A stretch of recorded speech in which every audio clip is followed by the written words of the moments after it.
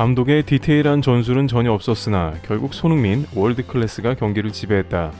토트넘 팬들은 간만에 터진 손흥민의 가마차기에 열광하는 모습을 보였습니다. 영국 현지 팬들은 손흥민의 저 가마차는 슛이 토트넘에서도 더 많이 나와야 한다고 주장했습니다.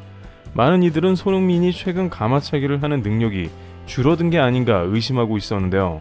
특히 현지에서는 최근 들어 손흥민 기량 하락과 더불어 손흥민을 의심하는 기사를 내기도 했습니다.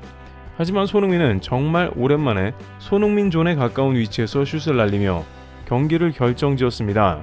이것을 보고 영국 현지에서는 역시 손흥민이라며 이에 대한 극찬을 이어간 모습이 나왔는데요. 화면을 자세히 분석해 본 전문가들은 손흥민이 이 슛을 성공시킨 과정에 대해 크게 놀랐습니다. 최근 9경기 홈에서 6승 3무를 보여주고 있었던 오만을 상대로 한국은 3대1로 승리를 가져왔는데 역시 한국 선수들, 월드클래스와 빅리그에 속해 있는 선수들 괜히 그 이름값과 몸값이 있는 게 아닙니다. 오늘 경기에서 어떤 디테일로 상대방을 꺾었으며 무색무취 홍명보호에서 어떻게 승리를 거뒀나 보도록 하고 영국 현지에서도 놀란 손흥민 혼자 원맨쇼를 한 동작에 대해서 평가 분석한 것을 살펴보겠습니다. 우선 오늘 경기 역시 처음에 황희찬의 벼락과 같은 중거리 슛으로 선제골을 넣으며 시작했습니다. 황희찬도 이제 EPL 리거로 확실하게 능력을 입증하면서 골키퍼가 손조차 쓸 수 없었는데요. 하지만 역시나 많은 이들은 황희찬이 골을 넣었음에도 답답하게 경기를 관전할 수밖에 없었습니다. 홍명보호의 무전술이 여전히 경기를 답답하게 했고 선수들은 무슨 공격을 하는지 정확하지도 않았죠. 그런데 실제 홍명보 감독이 세부 전술이 없다는 것은 홍명보 밑에서 뛴 일본 아타루 선수도 말했습니다. 그는 홍명보는 세부 전술이 없으며 반면 김판공 감독으로 바뀐 뒤는 공격적으로 바뀌었다라면서 김판공 감독의 축구를 높게 평가하면서 세간의 홍명보 비판에 대해서 힘을 실었습니다. 세부 전술이 명확하지 않으면 선수들은 필드에서 우왕좌왕하며 무엇을 추구하는지 모르게 되는데 바로 그 장면이 세계 랭킹 97위인 팔레스타인의 졸전을 보여주다가 결국 홈에서 비겨버린 장면입니다. 일부 선수들은 오히려 카타르 벤투 때 배웠던 빌드업과 패스를 활용하는 게 아닌가 하는 의심마저 들었는데요. 그만큼 전술 없는 경기가 이어지다가 결국 오만에 동점골을 맞는 예상하던 일이 벌어지고 말았습니다. 일부 축구 커뮤니티에서는 심지어 차라리 지거나 비겨야 한다. 그래야 한국 축구가 바뀐다 라면서 은근히 오만한테 비기거나 지기를 바라는 댓글들도 눈에 띄는 모습이 나타났습니다.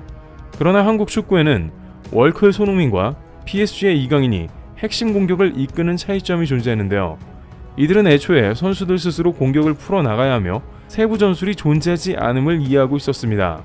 이강인은 따라서 중원에서 좀 더 자신이 결정짓는 뚜렷한 플레이를 하려는 게 역력해 보였습니다. 경기 도중 이강인은 상당히 어려운 위치에서 가슴으로 트래핑 후 서령우를 흘끗보고 패스로 연결했습니다. 거의 개인기로 인한 혼자 원맨쇼를 보여주면서 크로스가 올라가게끔 완벽한 패스를 한 것이죠.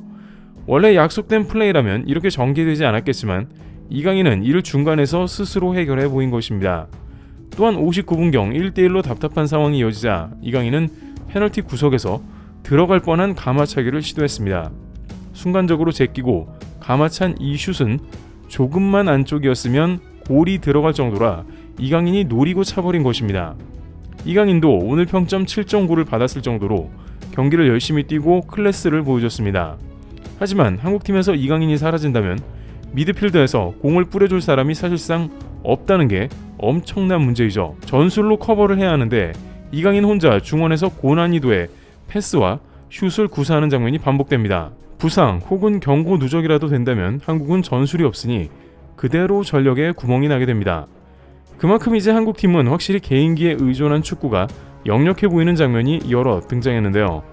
그런데 결정적인 것은 역시나 주장 손흥민이 경기를 혼자서 결정짓는 모습이 계속 등장한 것입니다.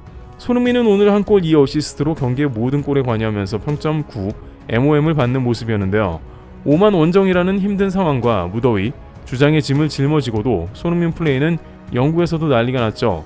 특히 손흥민의 골 장면에서는 수비수를 모두 제끼고 전매 특허인 손흥민 존의 골이 등장했습니다. 이것이 평소 손흥민이 차던 손흥민 존의 슛이냐 아니냐 말이 있었는데 골 궤적을 보면 확실히 손흥민 존 슛입니다. 실제 손흥민 존의 슛의 궤적은 공이 잠깐 안 들어갈 것처럼 잠시 골대 밖으로 나가는 듯한 궤적을 보였다가 이내 골대 안으로 휘어져 들어오는 각도를 보여서 골키퍼가 어쩔 도리가 없는 것이 그 특징입니다. 또한 손흥민은 수비수 5명을 앞에 두고 턴을 한 다음 다시 드리블을 살짝 친 다음 골을 성공시켰습니다. 수비수 5명은 알면서도 몸의 무게중심을 제대로 옮기지 못할 정도로 손흥민 순간 동작이 빨랐습니다. 토트넘에서도 콘테 시절 손흥민은 저 위치에서 가장 많은 공을 잡았으며 적중률도 매우 높았는데요.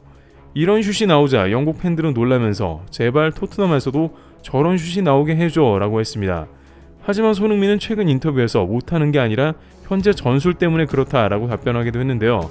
손흥민 존 슛을 가장 많이 쐈을 때는 바로 콘테 시절이고 그때는 전술 자체가 그쪽에서 공을 가장 많이 잡았는데 현재 손흥민은 손톱 전술에 대부분 배치되거나 하기 때문에 감아차는 슛의 빈도가 현저하게 줄었다고 말했습니다. 물론 그렇다고 손흥민이 골을 덜 넣는 것은 아니지만 이 슛이 너무 멋있기 때문에 많은 이들이 열광한 것이죠. 그러나 문제는 여전히 손흥민과 이강인 같은 선수들의 클래스에 지나치게 기대고 있다는 겁니다. 오늘 오만 선수들은 다소 한국에 밀리고 조직력이 제대로 정비가 되지 않은 모습을 보였음에도 몇 차례 한국의 골문을 위협하는 등 한국 역시 수비 조직력이나 공격 세부 전술이 전혀 다듬어지지 않았습니다. 만약 현재 파죽지세인 일본과 같은 팀을 만난다면 한국은 대패를 했을 수도 있다는 예상이 나오는 것이죠. 월드컵을 대부분 이렇게 조직력이 상당히 갖춰진 팀이 출전하기 때문에 아직 한국은 본선 진출을 안심하긴 이릅니다.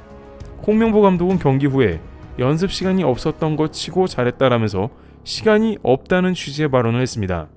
그럼 앞으로 시간이 많이 주어진다면 과연 홍명보호에 색이 나오며 잘하게 될지 의문이 들고 있습니다. 경기 후 손흥민은 날씨가 더웠으나 선수들이 모두 열심히 해줘서 승리했다고 겸손하게 말했습니다. 그리고 특이사항으로 손흥민은 오만 경기장 잔디가 좋아서 선수들이 자신감 있게 플레이를 했다면서 한국의 경기장 잔디 상태가 좋지 않아서 좀 더 이것이 개선되었으면 좋겠다는 소신 발언도 더했습니다. 아무래도 오늘 직관까지 온 정몽규 회장이 직접 이러한 문제를 해결해 줘야 하지 않을까 싶은 모양새인데 과연 한국팀이 월드컵 예선을 앞으로 잘 해내고 본선에 진출하게 될지 기추가 주목되고 있습니다. 여기서 잠시 뜻깊은 추석을 맞아 구독자 여러분 스스로와 가족 모두에게 좋은 제품을 1분간만 소개해 드리려고 합니다. 가을 겨울에만 복용할 수 있다는 특별한 산양 산삼으로 추석 가족분들에게 뜻깊은 선물이 될 것입니다. 저희 채널에서도 주변에 선물을 해드렸는데 뿌리채 산삼을 드렸더니 즙과는 달리 신기해하기도 하시고 비주얼상으로도 보기 좋다면서 매우 만족하셨는데 산삼 뿌리 선물은 그 자체로 여러 면에서도 좋은 것 같은데요. 이번 산양 산삼은 1+1으로 한 뿌리씩을 더 드리는 행사이니 내용 참조하셔 좋은 선물 되셨으면 합니다. 어르신들은 오래전부터 기력을 회복하고 체력을 다스리는 데 산삼을 써왔는데 그랬기 때문에 명절 선물이나 귀한 분들을 챙겨서 드려왔던 것으로 유명합니다. 특히 산양산삼은 본래의 산삼과 가장 가깝다는 평가를 받고 있는데요. 하지만 최근 각종 과장 광고는 물론이고 믿을만한 삼을 구매하는 것은 쉽지 않은데 경기 용인 봉의산 일대에서 3대에 걸쳐 7년 근산 뿌리를 재배하는 사장님이 계십니다. 특히 소개해드리는 산양산삼은 진세노이드 함량 수치가 높고 나이가 많은 산삼이기에 더 그렇다고 합니다. 또한 그 이유는 뇌두 마디가 3-4개 있다는 7년근 삼을 주로 재배하고 있기 때문인데 지금 소개드리는 산양산삼은 최대한 자연환경과 일치하며 강원도산 생익기를 사용하고 있기에 특히나 다른 나라의 산삼보다 더욱 많은 진세노이드 성분이 포함되어 있다고 합니다. 일부 국가에서는 산삼이 크다고 좋다고 하는데 농약 없이 자란 삼은 크기가 작고 귀합니다. 사람의 손을 타지 않고 자연 그대로의 풍파, 병충해, 스트레스를 받고 자랐기 때문이죠. 이 산양산삼은 유아 어린이 청소년부터 성인에 이르기까지 다양하게 복용할 수 있으며 우유, 꿀과 같이 하여 소량 복용이 가능하며 뿌리째 드셔도 무방하다고 합니다. 패키지도 명절 특전으로 보자기로 포장되는 등 매우 고급스럽고 산삼의 가격도 합리적입니다. 이번 명절의 주변에 정다운 산양산삼을 선물하시면 뜻깊은 선물이 될 수 있을 것 같습니다. 고정 댓글을 통해 구매 링크를 제공해드리며 좋은 선물이 되시기를 바라겠습니다. 트래블튜브였습니다. 감사합니다.